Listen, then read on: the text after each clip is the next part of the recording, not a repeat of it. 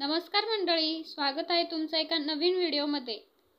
पंढरपूर वारी आषाढी एकादशीच्या आधी लाखो पावलं चालतात, पण काही पावलं थांबलेली असतात। ही गोष्ट आहे नारायणबाची। एक वयोवृद्ध वारकरी, वारीचा निस्सीम भक्त नारायणबा गेली 45 वर्ष दरवर्षी वारीला जात होते। पंढरपूरचा रस्ता त्यांच्यासाठी फक्त चालायचा नव्हता, तो त्यांच्या मनाचा, श्रद्धेचा, भक्तीचा प्रवास होता। त्यांच्यासाठी वारी म्हणजे जणू स्वतः विठोबाचा हळूवार स्पर्श। विठोबा म्हणजे त्यांचे सोबती, सखा आणि कधी-कधी पोरही। पण यंदा गोष्ट थोडी वेगळी होती। तब्येत साथ देईना, डॉक्टरांनी दम दिला। नारायणबा, तुम्ही हे शरीर आता झिजवू नका, इतकं चालणं तुमचं वय झेपणार नाही। मनात तुफान उसळलं। वारीशिवाय आषाढी म्हणजे काय हे वर्ष सुनं असणार होतं। आपण ऑनलाईन दर्शन घेऊया, मुलगा विजय म्हणाला। टीव्हीवर विठोबा दिसतो का रे? नारायणबांनी डोळ्यातले पाणी लपवत उत्तर दिले। तो दिसतो चालताना, वाट चुकताना, धूळ खाताना, पाय थकताना। तो वाटेवर भेटतो, मंदिरात नाही। ते दिवस घरात एकटं बसून गेले। ओटी पाटीला टाळ आणि माळ ठेवलेली, ओट गाथा म्हणत होती, पण पावलं थबकलेली। तेवढ्यात एक दिवस एक मुलगा आला, सोहम, 15 वर्षाचा, डोळ्यात मासूमपणा। गावातल्या रामराव काकांचा मुलगा। त्याचे बाबा काही महिन्यांपूर्वी अपघातात गेले। त्यांनी ठरवलं होतं की यंदा तो आणि सोहम वारीला जातील, पण नियतीने त्याचा हात रिकामा केला। आता तो वारीला एकटाच जाणार होता। मनात भीती, पण तोंडावर निर्धार। नारायणबाचं हृदय हललं। त्या मुलामध्ये त्यांना स्वतःचा जुना चेहरा दिसला। एक दिवस त्यांनी सोहमला बोलावलं आणि म्हणाले, बाळ, यंदा मी येऊ शकत नाही, पण तू माझी वारी करशील का? सोहम गोंधळला। त्याच्या हातात नारायणबांनी माळ दिली, त्यांचे टाळ आणि एक बंद लिफाफा।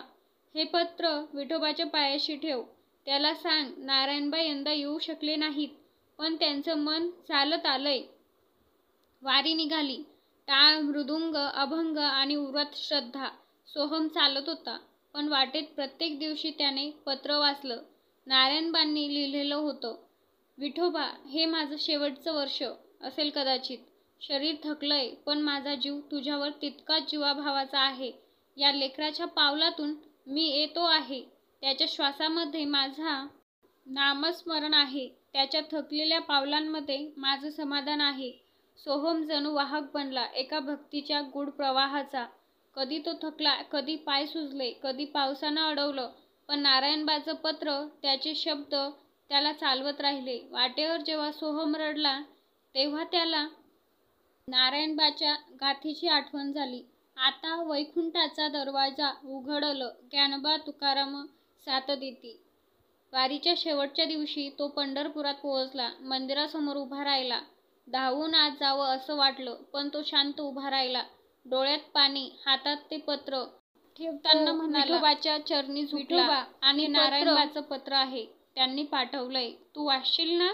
त्या क्षणी मंदिरात एक वाऱ्याची झुळूक आली। देवाच्या समोरचा तो एक दिवा, जो क्षीण होता, अचानक तेजाने उजळला। वारकऱ्यांनी ते पाहिलं आणि एक अभंग जोरात सुरू झाला।